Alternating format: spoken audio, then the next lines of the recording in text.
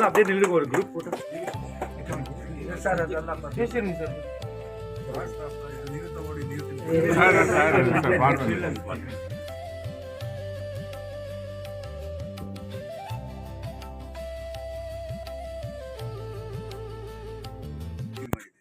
ಅದರಲ್ಲಿ ಎಲ್ಲ political parties ಇದ್ದಾರೆ. ನಮ್ಮ ಪೊಲಿಟಿಕಲ್ ಪಾರ್ಟಿ ಅಂಡ್ ಐಡಿಯಾಲಜಿ ದೂರ ಇಟ್ಬಿಟ್ಟು ನಾವು ವಿತ್ ಕಾಮನ್ ಇದರಲ್ಲಿ ಹೋಗ್ಬೇಕಂತ. KGF is an historical place. ಈ ಹಿಸ್ಟಾರಿಕಲ್ ಪ್ಲೇಸಲ್ಲಿ we have first preferences education ಇತ್ತು, ಆ್ಯಂಡ್ ಆಮೇಲೆ ಎಂಪ್ಲಾಯ್ಮೆಂಟ್ ಆಪರ್ಚುನಿಟಿ ಇತ್ತು, we have get good water facilities ಇತ್ತು, ಸ್ಯಾನಿಟೇಷನ್ ಇತ್ತು, ಮೆಡಿಕಲ್ ಇತ್ತು, ಅನ್ಎಂಪ್ಲಾಯ್ಮೆಂಟ್ ಇಶ್ಯೂನೇ ಇಲ್ಲ.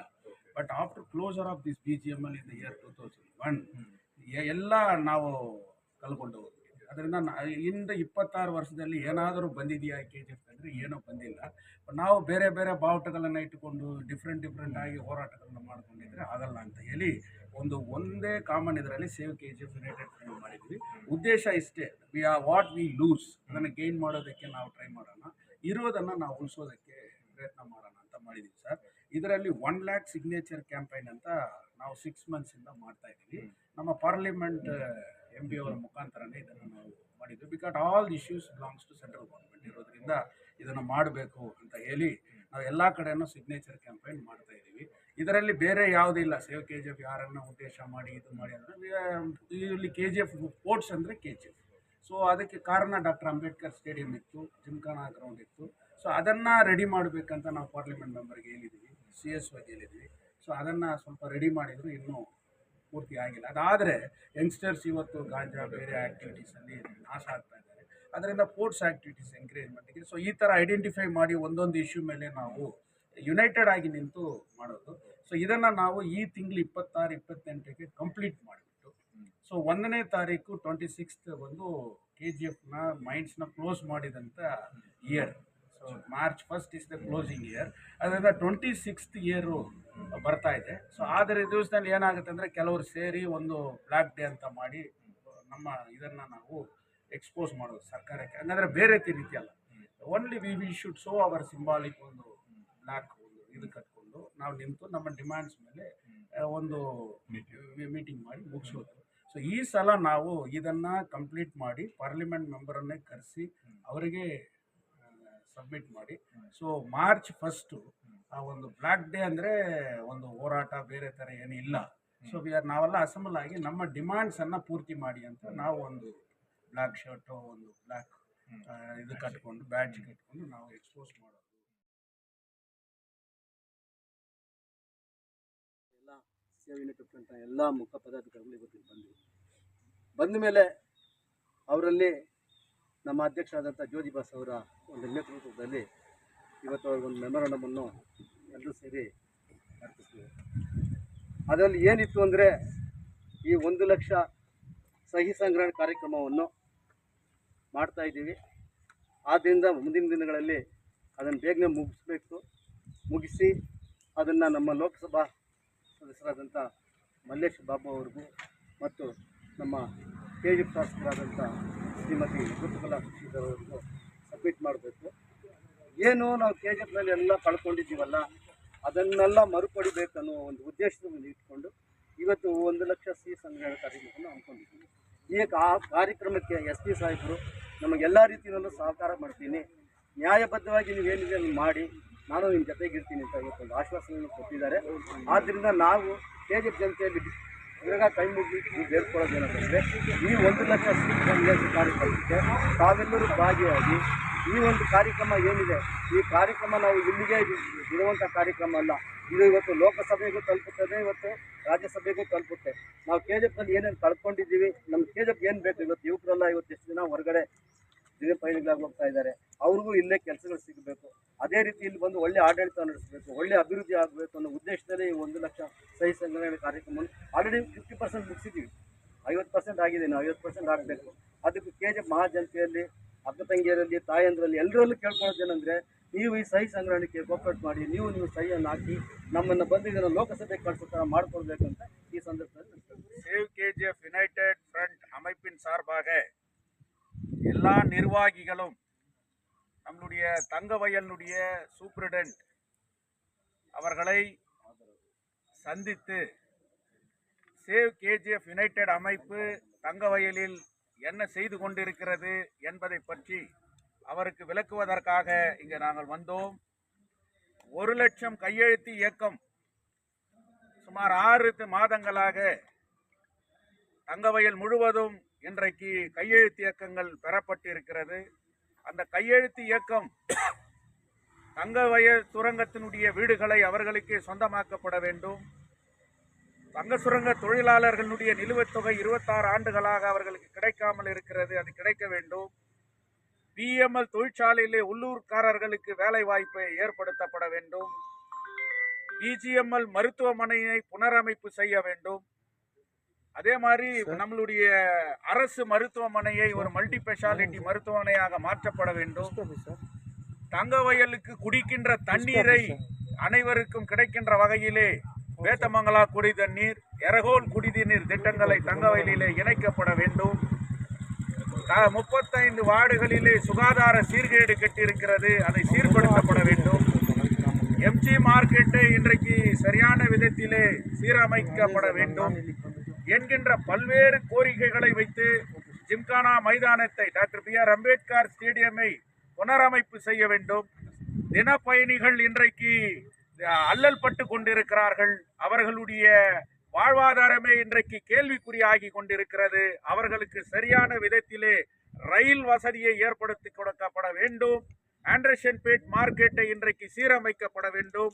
தங்கவயலில் தொழிற்சாலை வருகிறது என்கின்ற அந்த பூச்சாண்டித்தனத்தை விட்டுவிட்டு தங்கவயலிலே தொழிற்சாலைகளை ஏற்படுத்துவதற்கு இன்றைக்கு வேலை செய்யப்பட வேண்டும் என்று மத்திய அரசை பகுதியாக இருப்பதால் அன்றைக்கு மாவட்ட எம்பி மல்லேஷ் பாபு அவர்களுடைய முன்னிலையிலே இந்த கையெழுத்து இயக்கம் துவக்கப்பட்டது. இந்த கையெழுத்து இயக்கம் இந்த மாதம் 28 நிறைவு செய்து இந்த கையெழுத்து இயக்கத்தை மத்திய அரசிற்கு சமர்ப்பிக்கின்ற ஒரு மிகப்பெரிய நிகழ்ச்சியை நடத்துகின்ற விதத்திலே மார்ச் 1ஆம் தேதி தங்கவயலே கருப்பு மயமாக மாற்றப்பட வேண்டும். தங்கவயலே பிளாக் டே என்கின்ற அந்த கருப்பு தினத்தை 26 ஆண்டுகளாக இன்றைக்கு நம்மை அலைகழித்து கொண்டிருப்பவர்கள், எத்தனையோ ஆட்சி மாறுந்தது, எத்தனை எம்எல்ஏக்கள் வந்தார்கள், எத்தனை எம்பிக்கள் உருவானார்கள், ஆனால் நகர சபைகள் அதிகாரத்திற்கு வந்தது, ஆனால் நம்மளுடைய பிரச்சனைகள் தீர்க்கப்படவில்லை. இன்னும் எத்தனை ஆண்டுகள் நாம் இப்படியே கிடப்பது என்பதை மத்திய மாநில அரசுகளுக்கு திரும்பி பார்க்கின்ற வகையிலே கோலார் தங்கவயலில் சேவ் கேஜிஎஃப் யுனைடெட் ஃப்ரண்ட் அனைத்து அரசியல் கட்சிகளையும் ஒருங்கிணைத்த இந்த அமைப்பு மிகப்பெரிய கருப்பு தினம் பிளாக் டே என்கின்ற அந்த நாளை அனுசரிக்கின்ற வகையில் கோலார் தங்கவயலில் வீடு வீடாக கருப்பு கொடி ஏற்ற வேண்டும், கருப்பு சட்டை அணிய வேண்டும். அந்த மிகப்பெரிய ஒரு போராட்டத்தை இந்த கையெழுத்து இயக்கத்தை இந்த மாவட்டத்தினுடைய எம்பி மல்லேஷ் பாபு அவர்களுக்கு வழங்குகின்ற நிகழ்ச்சியோடு அந்த 1ஆம் தேதி தங்கவயலில் நடைபெற இருக்கின்றது.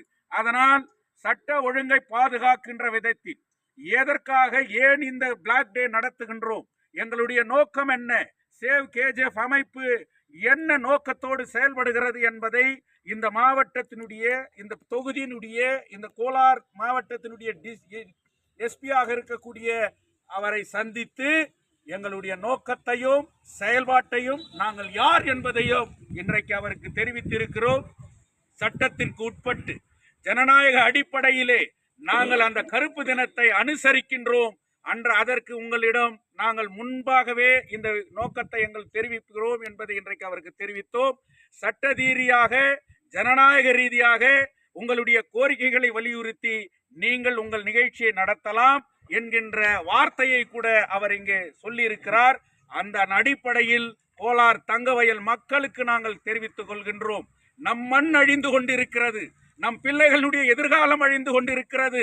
இங்கே தொழிற்சாலை இல்லை, குடிக்க தண்ணீர் இல்லை, இந்த தங்க சுரங்க வீடுகள் சொந்தமாக்கப்படவில்லை, நம் பிஎம்எல்ல நம்மளுக்கு வேலை இல்லை, நம் ஊரிலிருந்து பெங்களூருக்கு செல்வதற்கு இன்றைக்கு சரியான விதத்திலே இன்றைக்கு ரயில் வசதி இல்லை, கல்வி இல்லை, இன்றைக்கு மறுக்கப்படுகிறது, மறைக்கப்படுகிறது.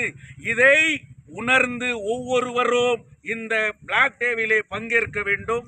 நீங்கள் முன்வந்து தானாக முன்வந்து இந்த கையெழுத்து இயக்கத்தை நிறைவு செய்கின்ற வரையிலே இன்னும் எல்லோரும் 16 வார்டுகளில் இருக்கக்கூடிய தங்க சுரங்க பகுதிகள் இன்றைக்கு எல்லாரும் தாய்மார்கள், பெரியோர்கள், மாணவர்கள் இந்த இயக்கத்திலே கலந்து கொண்டு கையெழுத்திட வேண்டும். சேவ் கேஜிஎஃப் யுனைடெட் ஃப்ரண்ட் வீதி வீதியாக இந்த இயக்கத்தை சார்ந்தவர்கள் மிகப்பெரிய ஒரு பிரச்சாரத்தை மேற்கொண்டு உங்கள் வீட்டருகிலே வருகின்றோம். நீங்கள் கையெழுத்திடுங்கள். நமது கோரிக்கை மத்திய அரசு, மாநில அரசு திரும்பி பார்க்கின்ற வகையிலே அந்த மார்ச் 1ஆம் தேதி நடக்கின்ற இந்த கையெழுத்து இயக்கத்தை முடிவு செய்து அரசுக்கு அனுப்புகின்ற அந்த நிகழ்ச்சி மிகப்பெரிய ஒரு திருப்புமுனை நிகழ்ச்சியாக மாற்றப்பட வேண்டும் என்று சேவ் கேஜிஎஃப் யுனைடெட் ஃப்ரண்ட் அமைப்பின் சார்பாக, எங்களுடைய அனைத்து ஆபீஸ் பேரர்களின் சார்பாகவும், அங்கத்தினர்களின் சார்பாகவும், ஆலோசகர்களின் சார்பாகவும் மிக பணிவோடு கேட்டுக்கொள்கின்றேன். இந்த கையெழுத்து இயக்கத்தை வெற்றி பெற செய்வோம். மார்ச் 1 அந்த பிளாக் டேவை வெற்றி பெற செய்வோம் என்று உங்கள் அனைவருக்கும் நன்றி கூறி முடிக்கிறேன்.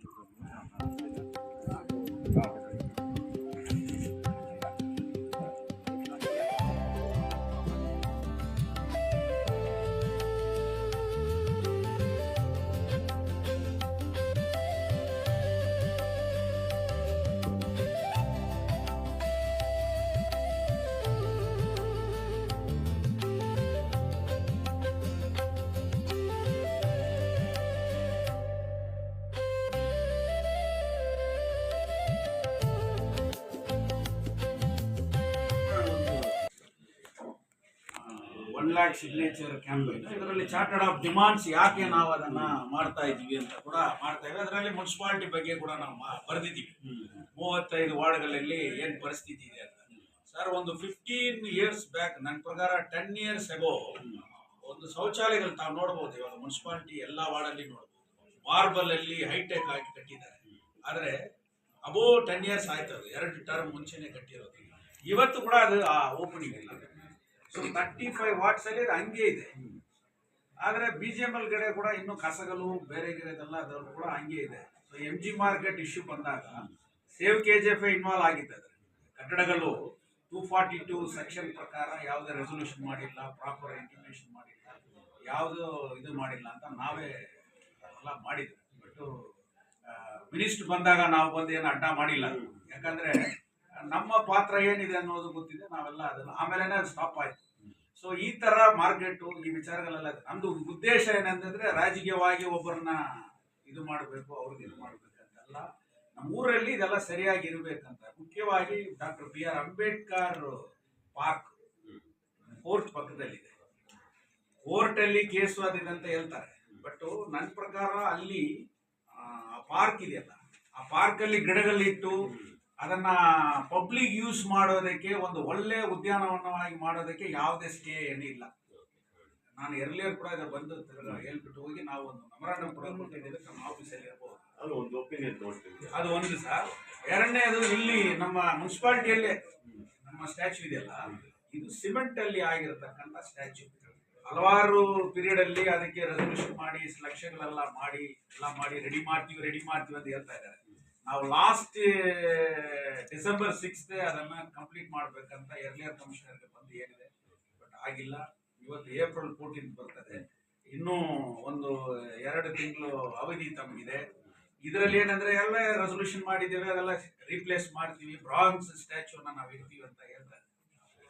ಕೋಟ್ಯಾಂತರ ರೂಪಾಯಿ ಬರತಕ್ಕಂಥ ಒಂದು ನಗರಸಭೆಯಲ್ಲಿ ಕಾನ್ಸ್ಟಿಟ್ಯೂಷನಲ್ ಫಾದರ್ ಆಗಿರ್ತಕ್ಕಂಥ ಬಾಬಾ ಸಾಹೇಬ್ ಅಂಬೇಡ್ಕರ್ ಸ್ಟ್ಯಾಚ್ಯೂನೇ ರೀಪ್ಲೇಸ್ ಮಾಡಿಲ್ಲ ಅಂದ್ರೆ ಅದು ಸರಿ ಇಲ್ಲ ಅಂತ ಹೇಳಿ ಇವತ್ತು ಬಂದಿದ್ದ ಉದ್ದೇಶ ಏನಂದ್ರೆ ಅದು ಕೂಡಲೇ ಏಪ್ರಿಲ್ 14 ಒಳಗಡೆ ನಾವು ಅದರ ಮೇಲೆ ಸ್ವಲ್ಪ ಗಮನ ಹರಿಸಿ ಏನಂತ ಮಾಡಬೇಕು, ಆ ಪಾರ್ಕ್ ಅನ್ನ ಸರಿ ಮಾಡಬೇಕು ಅಂತ. ಈಗ ಸುಮ್ಮನೆ ಅಲ್ಲಿ ಕಸಗಳು ತೆಗೆದು ಬಿಟ್ರೆ ಮಾತ್ರ ಅಲ್ಲ, ಅದನ್ನ ಪಾರ್ಕ್ ಆಗಿ ಇರ್ಬೇಕು.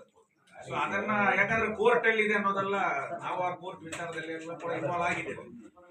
ಆದ್ರೂ ಕೂಡ ಆತರ ಡೆವಲಪ್ಮೆಂಟ್ ಪಾರ್ಕ್ ಒಳಗಡೆ ಉದ್ಯಾನವನ ಮಾಡೋದಕ್ಕೆ ಇಲ್ಲ ಪಬ್ಲಿಕ್ ಯೂಸ್ ಮಾಡೋದಕ್ಕೆ ಬಂದು ಹೋಗೋದಕ್ಕೆ ಎಲ್ಲಾ ನಾಯಕರು ಬಂದ್ರು ಮಾಲೆ ಹಾಕೋದಕ್ಕೆ ಅಲ್ಲಿಗೆ ಬರ್ತಾರೆ. ಬಟ್ ಅದರ ಪರ್ಪಸ್, ಅದರ ಸ್ಥಿತಿ ಹೆಂಗಿದೆ ಅಂದ್ರೆ ಆತರ ಇದೆ. ಸೊ ನೆಕ್ಸ್ಟ್ ಕೋರ್ಟ್ ಅಲ್ಲಿ ಕೂಡ ಮುನ್ಸಿಪಾಲಿಟಿ ಅದರ ಮೇಲೆ ಅಷ್ಟು ದೊಡ್ಡ ಕಟ್ಟಡ ಇದೆ, ಇವಾಗ ಸ್ಟೇ ಅಂತ ಆಗಿದೆ. ಬಟ್ ಅದು ಯಾವ ಮಟ್ಟದಲ್ಲಿ ಇದೆ ಅದು ಅನ್ನೋದ್ರ ಕೂಡ ತಾವು ಇದು ಮಾಡ್ಬೇಕಂತ ನಾವು ಬಂದಿದ್ದೇವೆ. ನಾವು ಹೊಸಬರು, ನಮಗೆ ವಿಚಾರಗಳು ನಾವು ಹೇಳ್ಬೇಕಾಗಿದೆ. ಅದರ ಅದರಿಂದ ಮನವಿ ಇಷ್ಟೇ, ತಾವು ಕೂಡಲೇ ಅದನ್ನ ಮಾಡಬೇಕು. ಪರ್ಟಿಕ್ಯುಲರ್ ಆಗಿ ಈ ಸ್ಟ್ಯಾಚ್ಯೂನ ಇಮಿಡಿಯೇಟ್ ಮಾಡಬೇಕು. ಇಲ್ಲ ಅಂದ್ರೆ ನೆಕ್ಸ್ಟ್ ನಾವು ಏಪ್ರಿಲ್ ಒಳಗಡೆ ಇಲ್ಲೇ ಒಂದು ಅಂಗಡಿ ಕೂತ್ಕೊಂಡು ಸೇಲ್ KGF ಬಂದ್ ಮಾಡಬೇಕು. ಎಚ್ಚರಿಕೆ ಇಲ್ಲ, ಬಟ್ ಇದು ಸ್ಥಿತಿ ಇದೆ, ಎಲ್ಲರಿಗೂ ಹೇಳ್ತಾ ಇದ್ದೀವಿ. ಅದಕ್ಕೆ ಅನುದಾನಗಳು ಬರ್ತಾ ಇದೆ, ರೆಸೊಲ್ಯೂಷನ್ ಮಾಡ್ತಾರೆ, ಮೀಟಿಂಗ್ ಅಲ್ಲಿ ಇದನ್ನ ರಿಪ್ಲೇಸ್ ಮಾಡ್ತೀವಿ ಅಂತ ಹೇಳ್ತಾ ಇದ್ದಾರೆ. ಅದಕ್ಕೆ ನಾವೇನ್ ಮಾಡಿದ್ವಿ ಅಂತಂದ್ರೆ ಎಲೆಕ್ಟೆಡ್ ಅವರು ಮಾಡೋದಿಲ್ಲ. ಸೊ ನಾವೆಲ್ಲ ಪೊಲಿಟಿಕಲ್ ಪಾರ್ಟಿ ಒಂದಾಗಿ ಕಾಮನ್ ಅಜೆಂಡಾ ಮೇಲೆ ನಾವು ಕೆಲಸ ಮಾಡೋಣ ಅಂತ ಸರ್. ಈ ಎರಡು ತಾವು ಮಾಡ್ತೀರಂತ. ಬಟ್ ಈ 35 ವಾರ್ಡ್ಸ್ ಅಲ್ಲಿ ಇರ್ತಕ್ಕಂಥ ಟಾಯ್ಲೆಟ್ಸ್ ಅನ್ನ ನಾವು ಇಮಿಡಿಯೇಟ್ ಆಗಿ, ಯಾಕಂದ್ರೆ ಅದಂಗೆ ಮುಚ್ಚಿದೆ, ಅದರಲ್ಲೇ ಗಾಂಜಾ ಸಭೆ ರೆಡಿ ಮಾಡ್ತಾರೆ. ಅಂಡ್ರೇಶನ್ ಪೇಟೆ ಬಸ್ ಸ್ಟ್ಯಾಂಡ್ ಅಲ್ಲಿ ಹೋಗಿ ನೋಡಿ, ಬೇರೆ ಕಡೆ ಹೋಗಿ ನೋಡಿ, ಪ್ರತಿ ಏರಿಯಾದಲ್ಲಿ ಯುವಕರು ನಾಶ ಆಗ್ತಾ ಇರೋದಂದ್ರೆ ಅಲ್ಲೇ ಮನೆ ಮಾಡಿಬಿಟ್ಟಿದ್ದಾರೆ. ಟಾಯ್ಲೆಟ್ ಒಳಗೇನೆ ಹಂಗೆ ಸೇರ್ಕೊಂಡು ಗಾಂಜಾ ಹೊಡಿಯೋದು, ಅದನ್ನ ಮಾರಾಟ ಮಾಡೋದು ಇದೆಲ್ಲ ಇದೆ. ನಾವು SP ಸಾಹೇಬ್ರಿಗೆ ಅದನ್ನೆಲ್ಲ ಹೇಳಿದ್ದೀನಿ. 35 ವಾರ್ಡ್ಸ್ ಅಲ್ಲಿ ಈ ತರ ನಡೀತಾ ಇದೆ, ನಗರಸಭೆ ವ್ಯಾಪ್ತಿಯಲ್ಲಿ ಬರ್ತಾ ಇದೆ. ಅದರಿಂದ ತಾವು ಅದರ ಮೇಲೆ ಕೂಡ ಸ್ವಲ್ಪ ಗಮನ ಹರಿಸ್ಬೇಕು. ಟಾಯ್ಲೆಟ್ ಫಂಕ್ಷನಿಂಗ್ ಆದ್ರೆ ಒಂದು ಇದಾಗ್ತದೆ ಅಂತ. ಸೊ ಸೇಮ್ KGF ಆಫೀಸ್ ಬರೋರೆಲ್ಲ ತಮ್ಮನ್ನ ಸ್ವಾಗತದಿಂದ ನಾವು ವೆಲ್ಕಮ್ ಮಾಡ್ತೀವಿ. ನಮ್ಮ ಊರಲ್ಲಿ ತಾವು ಅಭಿವೃದ್ಧಿ ಮಾಡ್ತೀರಿ ಅನ್ನುವ ನಂಬಿಕೆ ನಮಗೆ. ಅಂಬೇಡ್ಕರ್ ಪಾರ್ಕ್ ಉದ್ಯಾನವನದಲ್ಲಿ ಒಂದು ಬೋರ್ ಹಾಕಿ ಅಂತ ನಾವು ಸುಮಾರು ವರ್ಷಗಳಿಂದ ಕೇಳ್ತಾ ಇದ್ದೀವಿ. ಯಾಕೆಂದ್ರೆ ನೀರಿದ್ರೇನೆ ಅಲ್ಲಿ ಉದ್ಯಾನವನ ಆಗೋದು. ನೀರೇ ಇದ್ದ ಮೇಲೆ ಉದ್ಯಾನವನ ಎಲ್ಲಿ ಮಾಡ್ತೀವಿ? ಎಲ್ಲ ಕಾಸ ತುಂಬಿಕೊಂಡು ಅಲ್ಲೆಲ್ಲ ಒಣಗೋದ್ರೆ. ಆದ್ರಿಂದ ಸ್ಟೇ ಅನ್ನೋದೆಲ್ಲ ಉದ್ಯಾನವನಕ್ಕೆಲ್ಲ ಇಲ್ಲ. ಆ ರೀತಿ ಪರಿಸ್ಥಿತಿಯಲ್ಲಿ ಅಲ್ಲಿ ಆದಷ್ಟು ಬೇಗನೆ ಒಂದು CRF ಯಾವುದಾದ್ರು ಒಂದು ಫೋನ್ ಹಾಕಿ ಅಲ್ಲಿ ನೀರಿನ ವ್ಯವಸ್ಥೆ ಮಾಡಿದ್ರೆ ಉದ್ಯಾನವನ ಅದು ನಾವು ಸುಮಾರು ವರ್ಷಗಳಿಂದ ಯಾರು ಗಮನ ಹರಿಸ್ತಾ ಇಲ್ಲ. ಅದ್ರ ಬಗ್ಗೆ ಗಮನ ಹರಿಸ್ತಾರೆ.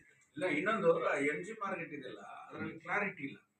ಬಿಗಿನಿಂಗ್ ಅದನ್ನ ಹೊಡೆಯುವಾಗ ನಾವು 2 ವೀಲರ್ ಪಾರ್ಕಿಂಗ್ ಮಾಡ್ತೀವಿ, 4 ವೀಲರ್ ಪಾರ್ಕಿಂಗ್ ಮಾಡ್ತೀವಿ, ಮತ್ತೆ ಮೇಲೆ ಒಂದು ಅಂಗಡಿಗಳನ್ನ ಮಾಲ್ ತರ 3 ಫ್ಲೋರ್ಸ್ ಮಾಡ್ತೀವಿ ಅಂತ ಹೇಳಿ ಒಂದು 84 ಅಂಗಡಿ ಕಟ್ತೀವಿ ಅಂತ ಎಲ್ಲ ಮಾಡಿದ್ರು. ಬಟ್ ಮೊನ್ನೆ ನಾನು ಮಿನಿಸ್ಟರ್ ಮುಂದೆ ಮಾತಾಡಿದಾಗ ಅವರು 1100 ಶಾಪ್ಸ್ ಅಲ್ಲಿ ನಾವು ಕಟ್ತೀವಿ ಅಂತ. ಸೊ ಕ್ಲಾರಿಟಿ ಇಲ್ಲ, ಯಾವುದು ರೆಸೊಲ್ಯೂಷನ್ ಆಗಿಲ್ಲ, ಯಾವುದು ಪ್ರಾಪರ್ ಆಗಿಲ್ಲ. ಸೊ ಅದರಲ್ಲಿ ನಮ್ದು ಗಮನ ಇದೆ. ಸೇವ್ KGF ನಾವು ಅವತ್ತು ಮಿನಿಸ್ಟರ್ ಬಂದಾಗ ಡಿಸ್ಟರ್ಬ್ ಮಾಡಬಾರ್ದು ಅಂತ ನಾವು ಬಂದಿಲ್ಲ. ಕೆಟ್ಟ ಹೆಸರು ಬರ್ತದೆ, ಇದೆಲ್ಲ ಏನೋ ಡೈವರ್ಟ್ ಮಾಡಿಬಿಡ್ತಾರೆ ಅಂತ. ಬಟ್ ನಮ್ದು ಎಲ್ಲ ಡಾಕ್ಯುಮೆಂಟ್ RTI ಅಲ್ಲಿ ತಗೊಂಡು ಇಟ್ಕೊಂಡಿದ್ದೇವೆ. ವಿ ಹ್ಯಾವ್ ಆಲ್ ಯಾವುದೇ ಪ್ರೊಸೀಜರ್ಸ್ ಮೇಂಟೈನ್ ಮಾಡಿಲ್ಲ. ಬಟ್ ಅದು ಮಾರ್ಕೆಟ್ ವ್ಯಾಪಾರಿಗಳು ಕೂಡ ನಮ್ಗೆ ಸೇವ್ KGF ಅಲ್ಲಿ ಸಿಗ್ನೇಚರ್ ಆಗಿದೆ. ನಮ್ದು ಕೂಡ ಅದರಲ್ಲಿ ಡಿಮಾಂಡ್ಸ್ ಇದೆ. MG ಮಾರ್ಕೆಟ್ ಅನ್ನ ಸರಿಯಾಗಿ ರೀತಿಯಲ್ಲಿ ಅದರಲ್ಲಿ ಏನಾದ್ರೂ ಕಾನೂನು ಉಲ್ಲಂಘನೆ ಆದ್ರೆ ನಾವು ಲೀಗಲ್ ಆಗಿ ಕೂಡ ಅದರ ಮೇಲೆ ಹೋಗುವ ರೀತಿಯಲ್ಲಿ ಇದೆ ಸರ್. ತಾವು ಬಂದಿದ್ರಿ, ಎರ್ಲಿಯರ್ ಕಮಿಷನರ್ಸ್ ಏನೋ ಮಿಸ್ಟೇಕ್ ಮಾಡಿ ಗೊತ್ತಾಯ್ತು. ಹಂಗೆ ನಿಂತುಕೊಂಡು ರೌಡಿಗಳು ಅಂಗಡಿಗೆ ಪುಟ್ ಮಾಡ್ಬಿಟ್ಟು ಹೊಡಿತಾರಲ್ಲ, ಆ ತರ ಹೊಡೆದ್ರು. ಬಟ್ ಇವಾಗ ಎಲ್ಲ ಪ್ರೊಸೀಜರ್ ವೈಲೇಷನ್ ಮಾಡಿದ್ರು, ಆಗ್ಬಿಟ್ಟಿದೆ. ಬಟ್ ಇವಾಗ ಅದನ್ನ ಸರಿಯಾದ ರೀತಿಯಲ್ಲಿ ಮಾಡ್ಬೇಕನ್ನೋದು ಕೂಡ ಹೌದು. ಸುಮ್ನೆ ಏನೋ ಅಂತ ಇಲ್ಲ. ಅಲ್ಲಿ ಮಾರ್ಕ್ ಇದು ಏನಾದ್ರು ಇವ್ರಿಗೆ ಮಂಡಿ ಮಾಟಂಡಿ ಗಾಡಿ ಇದು ಬಿಲ್ಡಿಂಗ್ ಇತ್ತು, ಸುಮಾರು ಕೋಟ್ಯಾಂತರ ರೂಪಾಯಿ ಕಟ್ಟಿ ಅವ್ರಿಗೆ ಅಂಗಡಿ ಕೊಡ್ತೀವಿ ಅಂತ ಹೇಳಿದ್ರು. ಬಟ್ ಅದನ್ನ ಇಟ್ ಲಾಸ್ಟ್ ದ ಗವರ್ಮೆಂಟ್ ಅದನ್ನ ಮಾಡಿದ್ರು. ಅಲ್ಲಿ 49 ಶಾಪ್ಸ್ ಕಟ್ಟಿದ್ದಾರೆ ಬಸ್ ಸ್ಟ್ಯಾಂಡ್ ಮೇಲೆ. ಇವತ್ತುವರೆಗೆ 5 ವರ್ಷದಿಂದ 6 ವರ್ಷದಿಂದ ಹಂಗೆ ಮುಚ್ಚಿದೆ. ರೆವೆನ್ಯೂ ಎಲ್ಲಿ ಬರ್ತದೆ ಸರ್? ಸೊ ನಮ್ಮ ಕಾಲೇಜ್ ಏನಂದ್ರೆ we are interest of the KGF development. ಆದ್ರಿಂದ ನಾವು ಇದನ್ನೆಲ್ಲ ತಮ್ಮ ಹತ್ರ ಹೇಳ್ತಾ ಇದ್ವಿ. ನಮ್ಮ ಗಮನ ಅದರ ಮೇಲೆ ಕೂಡ ಸ್ವಲ್ಪ ಇರಲಿ. ಸೊ ಅದ್ರ ಏನಾದ್ರೂ ಆದ್ರೂ ಕೂಡ ಅದರ ಮೇಲೆ ನಾವೆಲ್ಲ ಇನ್ವಾಲ್ವ್ ಆಗ್ತೀವಿ, ಮತ್ತೆ ತಮ್ಮ ಹತ್ರ ಬರ್ತೀವಿ ಅನ್ನೋದು ಕೂಡ ಈ ಸಂದರ್ಭದಲ್ಲಿ ಹೇಳ್ತೀವಿ. ಮುಖ್ಯವಾಗಿ ಏಪ್ರಿಲ್ 14 ನಮ್ಮ ಕನಸು ಬಾಬಾ ಸಾಹೇಬ್ ಅಂಬೇಡ್ಕರ್ ಸ್ಟ್ಯಾಚ್ಯೂ ರೀಪ್ಲೇಸ್ ಆಗಿರ್ಬೇಕು. ಇಲ್ಲಾಂದ್ರೆ ಏಪ್ರಿಲ್ 14 ಇಲ್ಲೇ ಅಂಗರ್ ಸ್ಟ್ರೈಕ್ ಕೂತ್ಕೊಂಡು ಅದೇ ನಾವು ಆಚರಣೆ ಮಾಡ್ಬೇಕಂತ ಪರಿಸ್ಥಿತಿ. ಯಾಕೆ ಇವಾಗ ನಿಮ್ಗೆ ತೊಂದರೆ ಇಲ್ಲ ಸರ್, ಇವಾಗ ನಿಮ್ಗೆ ತೊಂದರೆನೇ ಇಲ್ಲ. ಯಾಕಂದ್ರೆ ಈ ಎಲೆಕ್ಟೆಡ್ ಬಾಡಿ ಕೇಳಬೇಕು, ರೆಸೊಲ್ಯೂಷನ್ ಮಾಡಬೇಕು, ಅವ್ರು ಕೇಳ್ಬೇಕಂತ ಏನಿಲ್ಲ.